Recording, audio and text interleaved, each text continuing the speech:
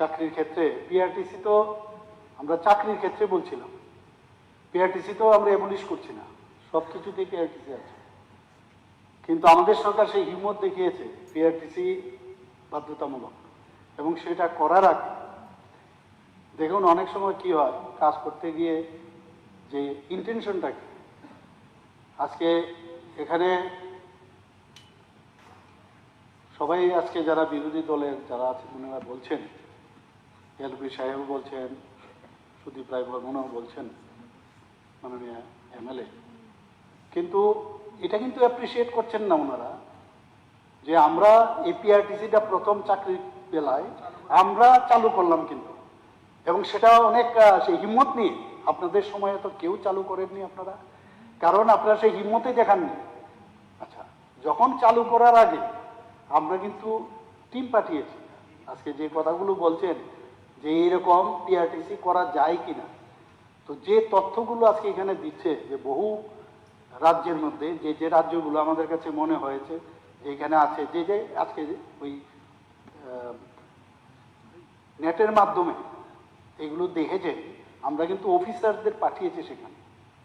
এটা আমাদের যখন ক্যাবিনেটে ডিসিশন হয় তার আগে আমরা অফিসারদের পাঠিয়েছি, খবর নেই, তারা এসে সমস্ত কাগজপত্র নিয়ে যখন সমস্ত ক্যাবিনেটের সামনে সে উত্থাপন করলো, তারপর আমরা ডিসিশন নিলাম যদি অন্যান্য রাজ্যে যদি এটা তারা করতে পারে তো আমরা কেন করতে পারবো না।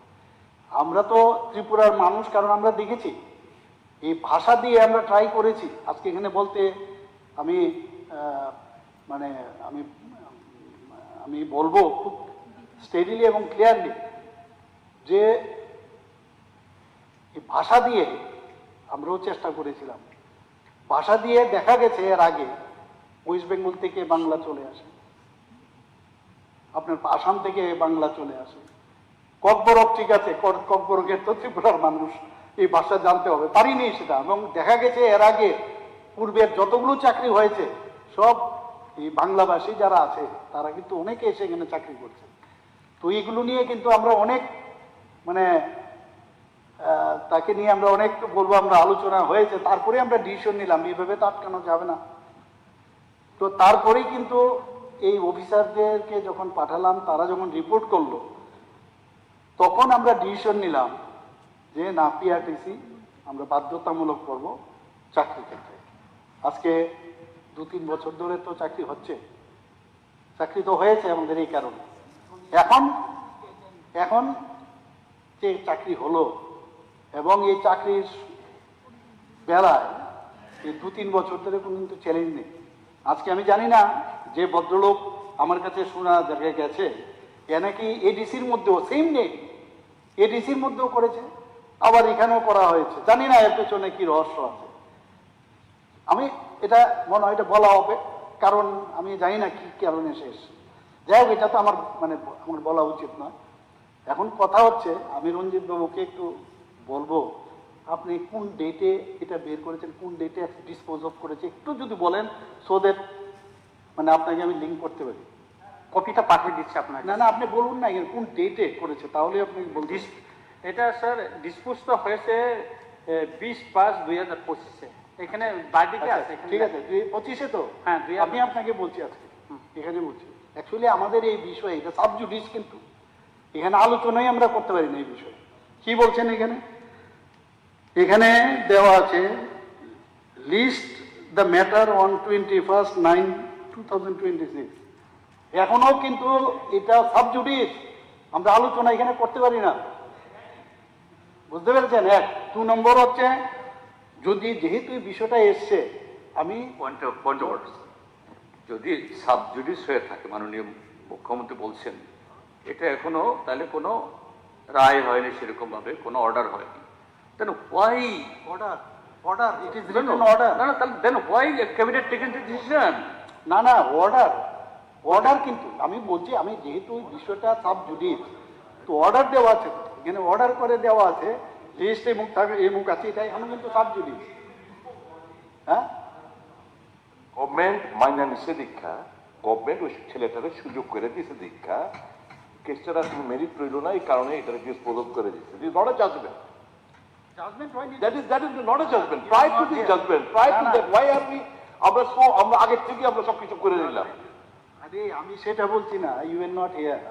এটা একটা অর্ডার দেওয়া আছে। উনি রঞ্জিত বাবু যে বলছিলেন যে 2025-এ ডিসপোজ অফ হয়ে গেছে, এটা তো হয়নি, এটা লিস্ট হয়েছে। List the matter on 21/9/2026।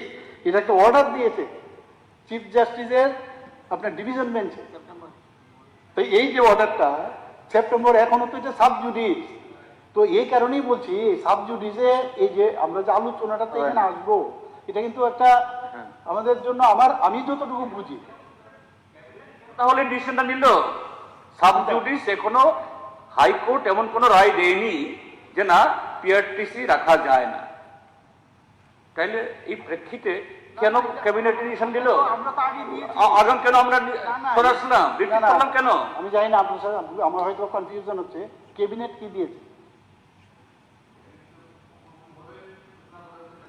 আরে এটা তো আগে, এটা তো এখনের ঘটনা, এটা তো আপনার হয়েছে। আমরা তো আগে ডিসিশন নিয়েছি এটা। রিসেন্ট শুনুন, আমি আপনাকে বলছি, যেহেতু আলোচনা, তাই দু একটা কথা বলবো, বেশি তো বলা যাবে না। আমি যেটা বলছি যে এটা 2023-এ আমরা ডিসিশন নিয়েছি। এটা কিন্তু কেস হয়েছে পরে। কাজে এটা তো আমরা এর উপরে রায় করে তো আমরা কোনো ডিসিশন নেইনি। আমরা তো ডিসিশন আগে যে পিআরটিসি মাস্ট, কিন্তু পিআরটিসি চাকরির বেলায়, কিন্তু পিআরটিসি আমরা অ্যাবলিশ করছি না।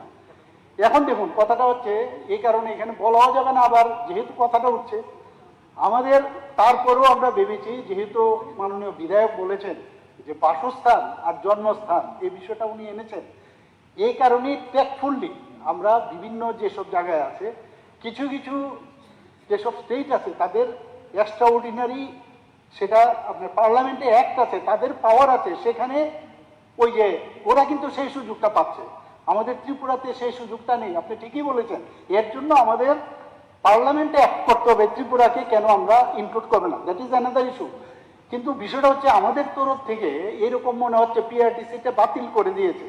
আমরা বাতিল করিনি। এই কারণেই পিআরটিসির পরিবর্তে আমরা এইরকম স্কুলিং, আমি বলছি আপনাকে কয়েকটা উদাহরণ দিচ্ছি যে কত জায়গার মধ্যে স্কুলিং এর ভাবে এইভাবেই করেছে ওরা।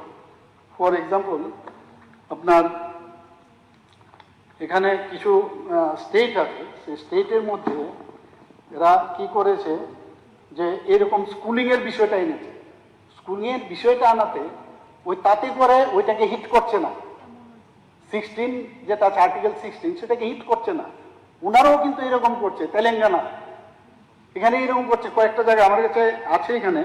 তো সেইভাবেই কিন্তু আজকে আমরা এই বিষয়টাই এখানে আলোচনা, যে এমন মনে হচ্ছে এই সরকার আমরা এটাকে বাদ দিচ্ছি।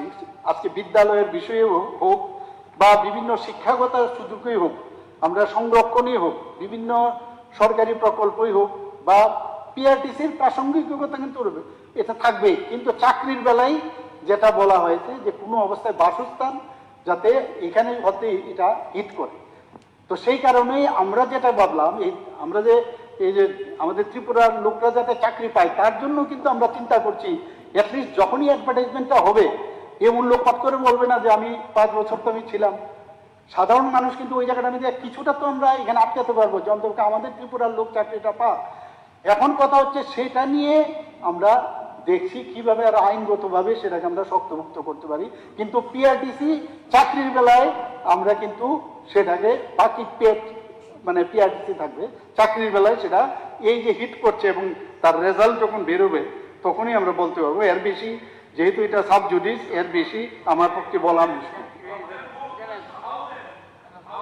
More intention, সর্বসম্মত, apply all us, let us all apply your mind, take the advice of good judicial officers, আরো কোথাও যদি থাকে কি ইনসার্ট করলে we can bar others from taking part in this process, সেটাই হচ্ছে আমরা সরকারের আছে, সেটাই আমরা দাবি রাখলাম এবং এটা আমরা কাম্য করি। Thank you. এখন যেটা বলছেন পিআরটিসি